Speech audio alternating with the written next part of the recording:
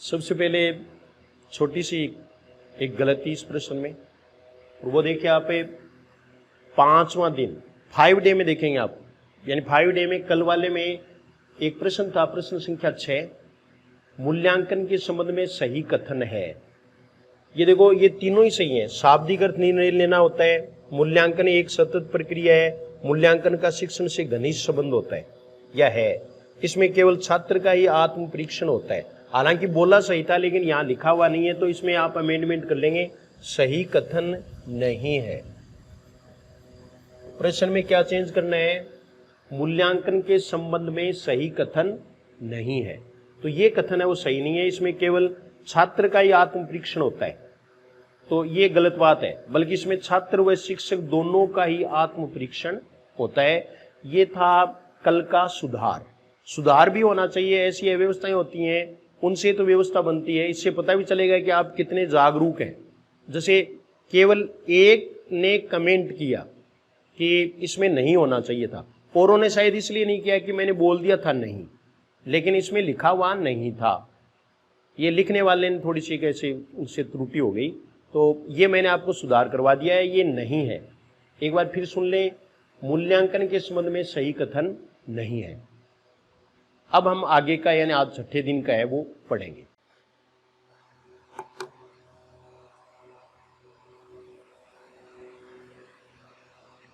आठ दिन 8 प्रश्न, सारी शिक्षण विधि। इसी क्रम में आज हम ले रहे हैं पहला प्रश्न, ये देखिए, सतत एवं व्यापक मूल्यांकन का उद्देश्य नहीं है CCE, comprehensive and continuous evaluation. Comprehensive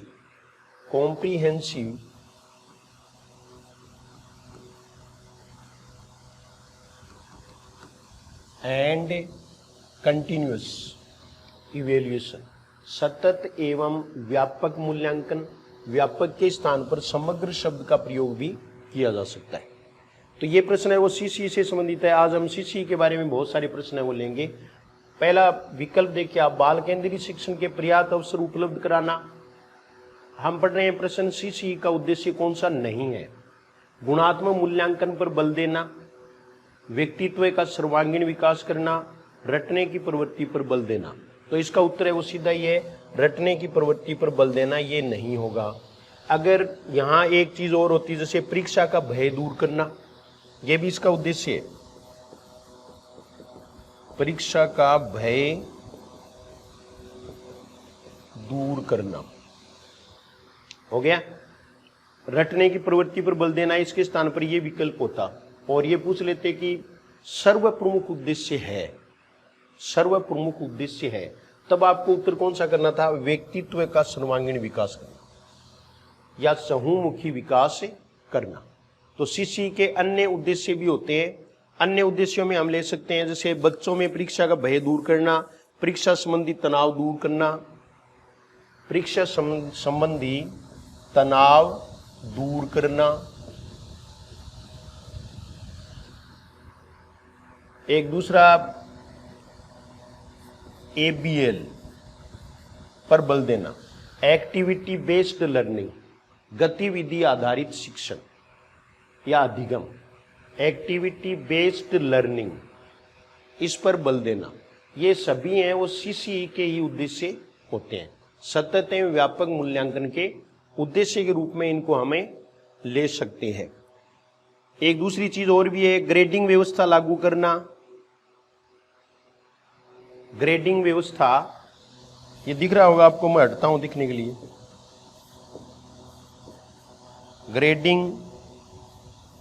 grading व्यवस्था लागू करना। दूसरा एक काम और भी होता है, बालक की प्रगति अभिभावक के साथ साझा करना, ये भी CCE का उद्देश्य होता है। तो ये है CCE के उद्देश्य। तो CCE उद्देश्य के बारे में पूरा प्रश्न हो गया है। देखो एक बार फिर से देख लो आप, सतत एवं व्यापक मूल्यांकन का उद्देश्य नहीं है, बाल केंद्रीय शिक्षण के पर्याप्त अवसर उपलब्ध कराना है उद्देश्य, गुणात्मक मूल्यांकन पर बल देना है, व्यक्तित्व का सर्वांगीण विकास करना सबसे प्रमुख उद्देश्य है। लेकिन रटने की प्रवृत्ति पर बल देना है, ये उद्देश्य नहीं है। परीक्षा का भय दूर करना है, तनाव दूर करना है, ABL एक्टिविटी बेस्ड लर्निंग पर बल देना है, ग्रेडिंग व्यवस्था लागू करना है। ये है CCE के उद्देश्य। अब देखो अगला प्रश्न, अगला प्रश्न देखो, CCE के महत्वपूर्ण घटक होते हैं, तो ये आप कमेंट करके बताएं। कुछ ये कह रहे हैं कि आज तो न तो कोई हमारा स्वागत किया न और कुछ किया। हाँ, तो आपका स्वागत करेंगे परीक्षा के बाद। परीक्षा के बाद जब आप सफल हो जाएंगे, ये परीक्षा ही नहीं बल्कि मुख्य परीक्षा है वो भी, तब आपका स्वागत करेंगे यहीं, आपका इंटरव्यू कराएंगे, साक्षात्कार, आप लोगों को बताएंगे आपने क्या किया। ये सब चीज़ें वो आजकल चल रही हैं, तो आप भी उनमें शामिल हों। मेरी ये हार्दिक इच्छा है कि आप उस सीरीज में शामिल हों, और आप होंगे। ये देखिए दूसरा प्रश्न, CCE के महत्वपूर्ण घटक होते हैं, कमेंट करके बताएं कौन सा उत्तर है। थोड़े से आप भी साथ साथ में बने रहें, इसलिए मैं कह रहा हूं कि आप ऐसा करें।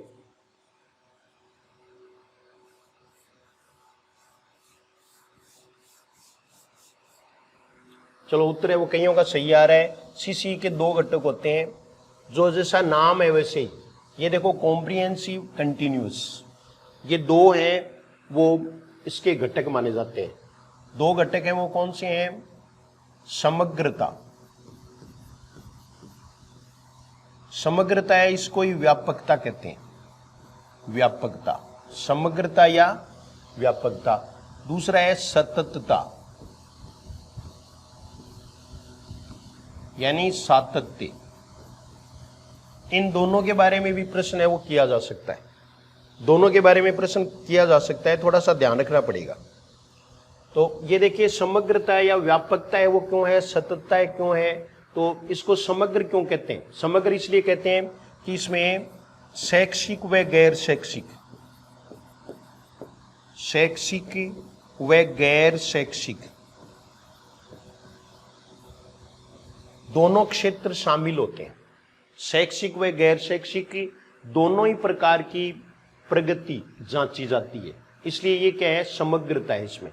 इसमें समग्रता है वो औरों में भी, ये प्रश्न भी विवादास्पद रह चुका कि इसमें जो है वो व्यापकता है वो किन किन की होती है, तो शिक्षण विधियों की, प्रविधियों की, इनकी भी व्यापकता होती है। ये सारा शैक्षिक उपकरण है उनकी भी व्यापकता होती है। तो ये प्रश्नों की व्यापकता नहीं होती, लेकिन इस प्रश्न को पता नहीं क्यों उन्होंने डिलीट कर दिया। तो अब ये कोई मेरी समझ में महत्व नहीं रहेगा। सततता इंपॉर्टेंट चीज है, इसमें पहले भी प्रश्न आ चुका, तो आपको ये ध्यान रखना है कि इसको सतत परीक्षण इसलिए कहते हैं या सतत मूल्यांकन इसलिए कहते हैं, परीक्षण नहीं, सतत मूल्यांकन इसलिए कहते हैं कि बीच बीच में भी निरंतर रूप से इसमें मूल्यांकन बना रहता है। लेकिन ये इसका उत्तर नहीं है। इसमें देखो ये एक प्रक्रिया के रूप में चलता है। सबसे पहले शिक्षक यानी शिक्षण करवाएगा, शिक्षण के बाद में क्या होगा, उपलब्धि परीक्षण होगा, उपलब्धि परीक्षण या निष्पत्ति परीक्षण। उसके बाद में कुछ कमजोर बच्चे हैं वो पहचान लिए जाएंगे, वो उपलब्धि परीक्षण द्वारा पहचाने जाएंगे। अब उनकी कमजोरी का क्या कारण क्या है, उसके लिए निदान होगा, निदान के बाद में उपचार होगा। सभी का उपचार एक साथ नहीं किया जा सकेगा, इसलिए फिर पता लगाया जाएगा। पुनः शिक्षण होगा, पुनः शिक्षण, पुनः शिक्षण होगा। तो इस प्रकार से ये प्रक्रिया है वो चलती रहेगी।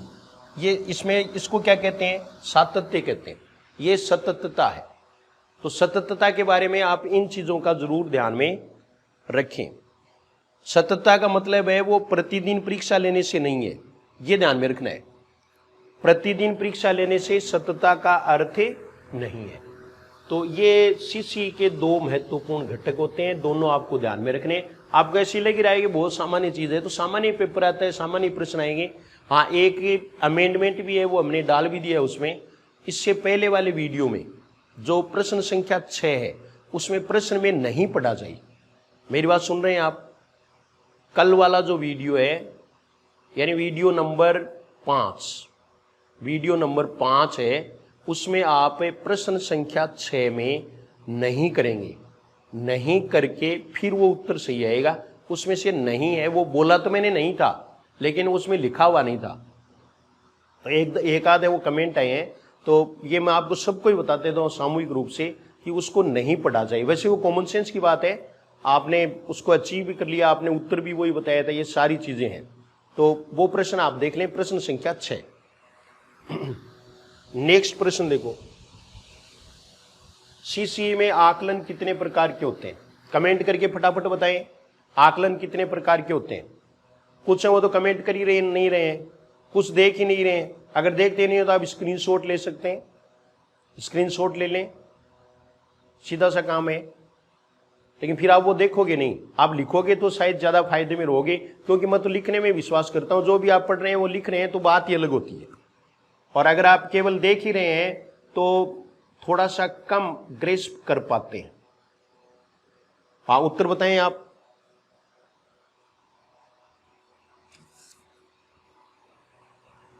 सीसी में आकलन कितने प्रकार के होते हैं? 2 प्रकार के, ये सब जानते हैं, सबको पता है कि एफ ए और एस ए। एफ ए दूसरा है वो एस ए।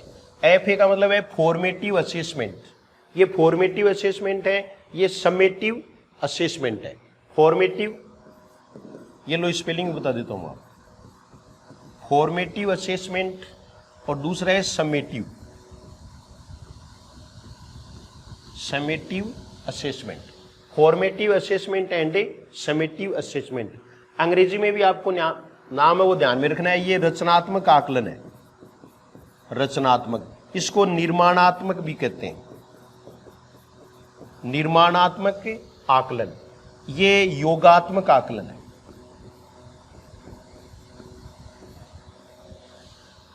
एफ ए और एस ए, तो ये फॉर्मेटिव और ये समेटिव आकलन, इन दोनों के बारे में ही अगला प्रश्न है।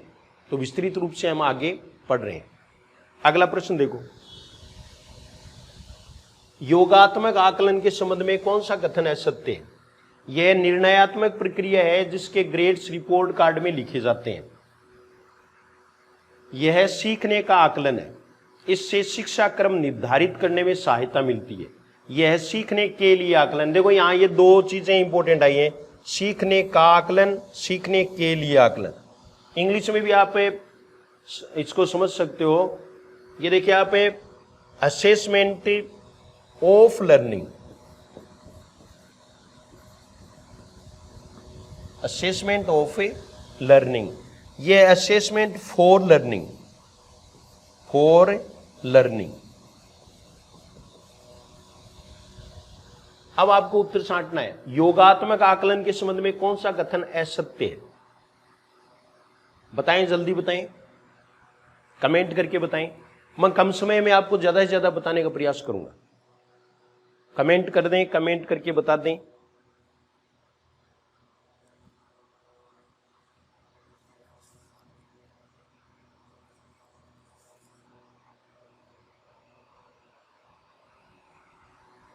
हाँ, कईयों का उत्तर है वो बिल्कुल सही है, ये सीखने के लिए आकलन है, वो नहीं है।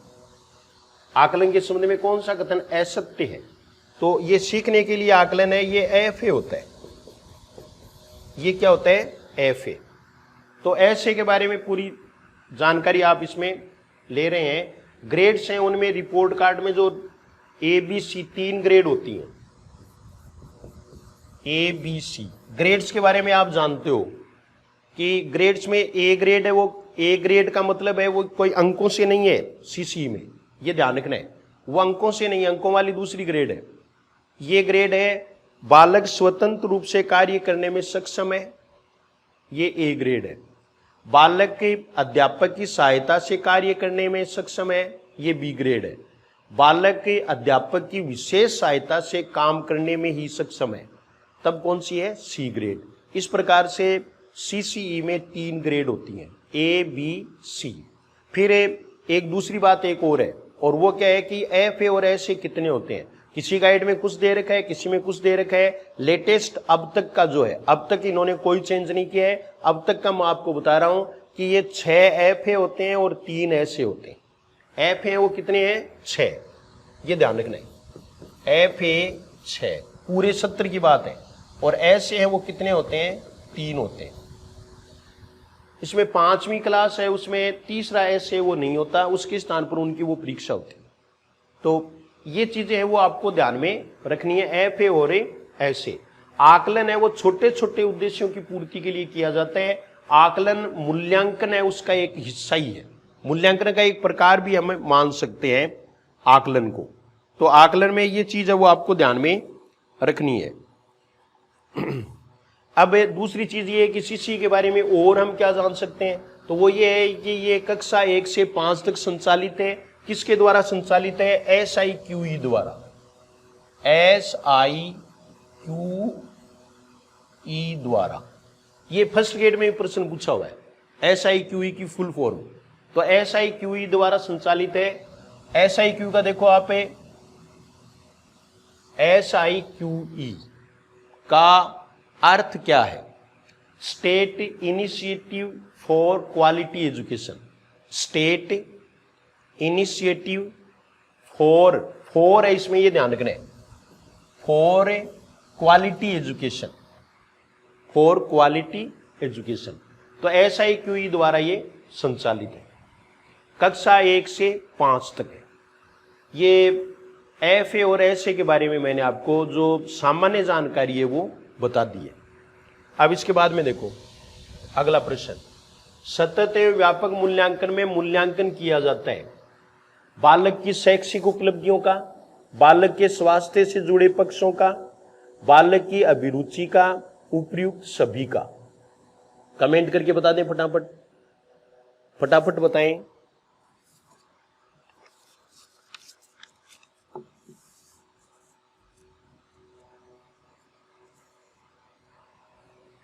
इसमें ज्यादा कुछ विस्तार करने के लिए नहीं है, तो उत्तर बिल्कुल सही आ रहे हैं। चौथा, उपयुक्त सभी का। 2-3 प्रश्न है वो उपयुक्त सभी वाले ही आते हैं। उपयुक्त सभी ज्यादातर वहीं दिया जाता है जहां ये उत्तर होता है। रीट में तो अब तक ऐसा ही हुआ है, बहुत कम चांसेस है कोई दूसरा उत्तर होता है। ये मेरी बात माननी नहीं है आपको, मैं तो आपको बता रहा हूं कि ऐसा हुआ है पहले, आगे हो ये आवश्यक नहीं है, बल्कि आपको उत्तर आता है सोच समझ करके ही उत्तर दें। दोबारा एक बार प्रश्न को फिर पढ़ लेते हैं। सतत एवं व्यापक मूल्यांकन में मूल्यांकन किया जाता है बालक की शैक्षिक उपलब्धियों का, बालक के स्वास्थ्य से जुड़े पक्षों का, बालक की अभिरुचि का, उपयुक्त सभी का। तो ये उपयुक्त सभी का। अगला प्रश्न देखो, हिंदी भाषा ज्ञान के क्षेत्र में बालकों के पिछड़ने का प्रमुख कारण है। प्रश्न एक बार फिर से रिपीट कर रहा हूं, हिंदी भाषा ज्ञान के क्षेत्र में बालकों के पिछड़ने का प्रमुख कारण है वचन में अशुद्धियां, लेखन में अशुद्धियां, वर्तनी संबंधी अशुद्धियां, उपयुक्त सभी। उपयुक्त सभी। कमेंट करके बता दें उत्तर। दूसरों को भी शेयर किया करो, अपने लाइव हैं वो कम आ रहे हैं, बाद में देख रहे हैं ज्यादातर। हाँ, तो उस समय देखा करो। आप अपने जो भी जानकार हैं, कोई भी हो, चाहे एक तो ऐसा इस दुनिया में होता ही है जो अपनी बात मानता है, उसको आप जरूर शेयर करें, उसको कहें भी, ताकि अपना चैनल है वो ठीक चले और इस पर उपयुक्त सामग्री है वो मिलती रहे। ये उद्देश्य है। देख रहे हैं वो तो धन्यवाद के पात्र हैं ही, उनका सिलेक्शन भी होगा। बिल्कुल सही, ये चौथा उत्तर। इसमें भी बताने के लिए कोई बहुत ज्यादा नहीं है, हम लगभग है वो टॉपिक्स वो कवर करते आ रहे हैं। आपने ये देख लिया होगा, सिलेबस में मिला लिया होगा। उपचारात्मक शिक्षण का उद्देश्य नहीं है अधिगम में आने वाली कठिनाइयों का निराकरण करना, छात्रों के व्यक्तित्व का विकास करना, छात्रों में आत्मविश्वास पैदा करना, शिक्षा के उद्देश्यों को निर्धारित करना। ये प्रश्न बताओ। निदानात्मक परीक्षण और उपचारात्मक शिक्षण में, उपचारात्मक शिक्षण हमारे सिलेबस में सेकंड ग्रेड में दोनों है, ये दोनों में डिफरेंस है। उपचारात्मक शिक्षण पर ही प्रश्न रीट में आएगा, तो आप इसका उत्तर बता दें। ये लो,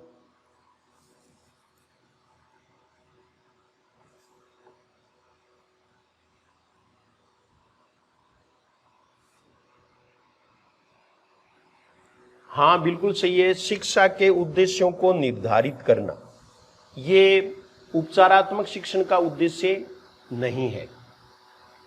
तो निदानात्मक परीक्षण और उपचारात्मक शिक्षण है वो एक सिक्के के दो पहलू हैं। ब्लेयर ने भी ऐसा कहा है। ये ज्यादातर जो है वो ऐसा किसने किताब इस पर किसने लिखी है? ब्लेयर ने लिखी है, प्रोफेसर ब्लेयर। ये देखो ब्लेयर, उपचारात्मक शिक्षण है, इसको चिकित्सात्मक शिक्षण भी कहते हैं, चिकित्सात्मक शिक्षण भी कहते हैं। छात्रों में आत्मविश्वास पैदा करना, ये सब चीजें हैं वो उपचारात्मक शिक्षण में होती हैं। निदानात्मक परीक्षण, कोई बालक कमजोर क्यों है उसको समझने में या अधिगम में कठिनाई क्यों है, इसका कारण जानना निदानात्मक परीक्षण है। उसके बाद में उसका उपचार करना उपचारात्मक शिक्षण होता है। उन कठिनाइयों को दूर करना, उन त्रुटियों को दूर करना, अधिगम संबंधित त्रुटियों को या कठिनाइयों को दूर करना ही क्या है, उपचारात्मक शिक्षण है। तो पहले निदान होता है, उसके बाद में उपचार होता है। यहां एक दो बातें आपको और भी ध्यान में रखनी है। उपचारात्मक शिक्षण का संबंध संपूर्ण कक्षा से नहीं होता, पूरी कक्षा से नहीं होता, सभी विद्यार्थियों से नहीं होता। इसका संबंध केवल वो जो पिछड़ गए हैं किसी भी कारण से, उन बालकों से ही होता है। ये आपको ध्यान में रखना है। लास्ट प्रश्न देख लो। उपचारात्मक शिक्षण हेतु प्रमुख सुझाव है, छोटी टोलियां बनाकर पढ़ाना, शिक्षण विधियों में सुधार, सहानुभूतिपूर्ण व्यवहार, उपयुक्त सभी। ये भी आप कमेंट करके बता दें।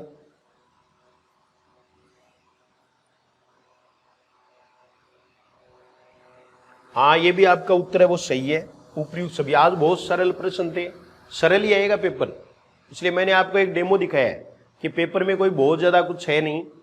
हाँ, बल्कि यूं ही लंबी लंबी चौड़ी बातें हैं वो पढ़ने से कोई फायदा नहीं है। उपचारात्मक शिक्षण, इसके और भी सुझाव दिए जा सकते हैं। वैयक्तिक भिन्नता के आधार पर शिक्षण करवाना, यानी जो बालक जिसमें कमजोर है, जो उसकी कठिनाई है, तो सबकी कठिनाई है वो एक जैसी नहीं है, बल्कि उनके कारणों को जान करके अलग अलग उनका उपचार करना। उपचारात्मक शिक्षण इसके प्रकार भी हो सकते हैं, वैयक्तिक, सामूहिक, ये दो मुख्य रूप से हैं। एक कुछ है ना वो उपचार गृह वाला भी ले लेते हैं। अगर मान लीजिए फिर भी बालक बराबर नहीं आता है, क्लास के कक्षा स्तर उसका फिर भी पिछड़ा ही रहता है, तब उसमें क्या करते हैं, उपचार गृह में भी उनको ले जाया जाता है, जैसे भाषा प्रयोगशाला है और अधिक प्रयास किए जाते हैं। तो ये सारी चीजें इसमें, सहानुभूतिपूर्ण व्यवहार भी इसमें होगा, या फिर सफलता के प्रति आश्वस्त करना, ये कुछ बातें वो इसमें हो सकती हैं। तो छोटी टोलियां बनाकर पढ़ाने का मतलब है अनुवर्ग शिक्षण, उनको ग्रुप बना करके, जो कमजोर विद्यार्थी हैं, कोई लेखन में ठीक नहीं है, कोई पढ़ने में ठीक नहीं है, तो उनके अलग अलग ग्रुप बना करके, वर्ग बना करके पढ़ाना।